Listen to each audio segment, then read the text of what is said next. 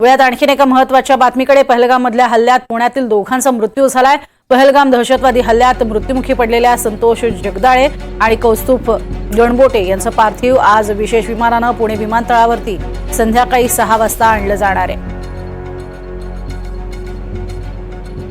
पहलगाम हल्ल्यानंतर पुण्यातनं गेलेले पर्यटक आज परत येणार आहेत। विजय पारगे यांच्यासह पुण्यातील एकूण 22 जणांचा ग्रुप या हल्ल्याआधीच पहलगाममधनं बाहेर पडलेला होता। पुण्यातनं गेलेली 22 पर्यटक हे जम्मू काश्मीरच्या विमानतळावरती दाखल झाले। जम्मू काश्मीर ते मुंबई या विमानानं पुण्यातील 22 पर्यटक दुपारी मुंबईत येतील। तर जम्मू काश्मीर विमानतळावरती असलेल्या पर्यटकांनी ही माहिती दिलेली आहे।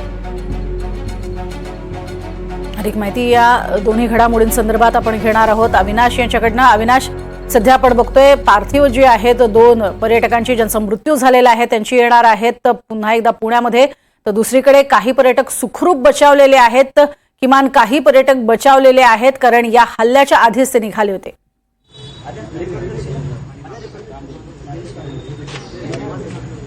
नक्कीच प्रज्ञा, आपण पाहतो की ज्या पद्धतीने पहलगाममध्ये हा जो हल्ला झाला त्याच्यानंतर 2 जण जे मृत्युमुखी पडले आहेत पुण्यामध्ये, त्यामध्ये संतोष जगदाळे आणि कौस्तुभ गणबोटे। तर संतोष जगदाळे यांच्या घराबाहेर आहे मी आता। अत्यंत वाईट असं सगळी ही घटना आहे। संतोष जगदाळे यांचे मित्रही माझ्यासोबत आता आहे। काय सांगाल की आता ही जी परिस्थिती झाली, संतोष जगदाळे यांची बातमी मिळाली तुम्हाला की मृत्यू झाल्याची, काय प्रकार? सगळा धक्का बसल्यासारखाच झाला। 2-3 दिवस झाले ते गेले होते, पण तिकडे काय रेंज जास्त नसल्यामुळे समजत नव्हतं। ते असं झाल्यामुळे ना ती बातमी आली तर पुण्याचे समजल्यामुळे मग अजून जेव्हा जगदाळे कुटुंब ते नाव वाचलं त्यामुळे अजून ऐकून लोकांना, जिल्ह्या आजूबाजू परिसरातल्या लोकांना जास्त हे झाले। आता पार्थिव कितीपर्यंत येणार आहे काय माहिती मिळेल?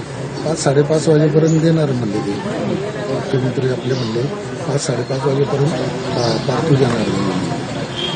तर एकूण अशी सगळी परिस्थिती प्रज्ञा इथे शोकाकुल अशी आहे आणि एकूण कौस्तुभ गणबोटे असतील किंवा संतोष जगदाळे असतील त्यांच्या घराबाहेर अशा पद्धतीने शोकाकुल नातेवाईक जमा झाले आहेत। आता पार्थिवाची वाट पाहत आहेत। संध्याकाळी 5:30 वाजता पुणे एअरपोर्टला त्यांचं पार्थिव येईल आणि त्याच्यानंतर पुढे अंत्यविधीसाठी उद्याच वैकुंठ स्मशानभूमीमध्ये सगळी तयारी होईल।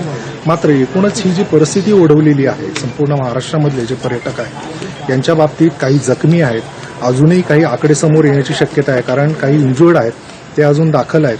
त्याच्यामुळे जखमींची संख्या, एकूण मृत्यूंची संख्या याच्यामुळे संपूर्ण महाराष्ट्र हळहळतोय। विशेषतः पुण्यामध्ये 2 जणांचा मृत्यू झालेला आहे आणि पुण्यामध्ये देखील हीच परिस्थिती आपल्याला पाहायला मिळत आहे। पुणेच नाही तर केवळ पुण्याच्या ग्रामीण भागामधून देखील अनेक पर्यटक हे सध्या जम्मू काश्मीरमध्ये फिरण्यासाठी गेलेले आहेत। पुण्यातून अनेक पर्यटक गेलेले आहेत आणि त्या ठिकाणी अशी परिस्थिती ओढवलेली आहे ज्या ठिकाणी पर्यटक अडकून पडलेले आहेत त्यांचे नातेवाईक देखील धास्तावलेले आहेत, ते देखील माहिती घेत आहेत। एकूणच जम्मू काश्मीरकडून जी माहिती मिळते आपल्याला तिथल्या प्रशासनाकडून, त्यातून आपल्याला काही ही जी माहिती मिळाली आहे जखमींची देखील, त्या जखमींच्या बाबतीत देखील नातेवाईक चिंतातूर आहेत। एकूणच ही जी घटना घडलेली आहे त्याच्यामुळे संपूर्ण पुणे असेल आणि पुणे परिसर असेल याच्यावर ही शोककळा पसरलेली आहे। आणि पहलगाममध्ये झालेला हल्ला हा खरं तर आता जी काही अमरनाथ यात्रा आहे तो सगळा पुढचा भाग पाहून हा हल्ला झाल्याचं देखील स्पष्ट होताना दिसत आहे। आणि पर्यटक हे ज्या पद्धतीने पुण्यातून गेलेले आहेत तिकडे, तिथली देखील माहिती घेण्यासाठी इथले जे कुटुंबीय आहेत ते तिथल्या प्रशासनाला संपर्क करतायत। आणि आता हे जे पार्थिव आहे संतोष जगदाळे आणि कौस्तुभ गणबोटे यांचं संध्याकाळी इथे येणार आहे आणि त्यानंतर हे पार्थिव इथं आल्यानंतर देखील आता इथले जे शोकाकुल वातावरण आहे त्या याच्यामध्ये नातेवाईक या सगळ्या पार्थिवाची सध्या वाट पाहताना दिसत आहे। नक्कीच तुर्तास धन्यवाद या संपूर्ण माहितीसाठी अविनाश।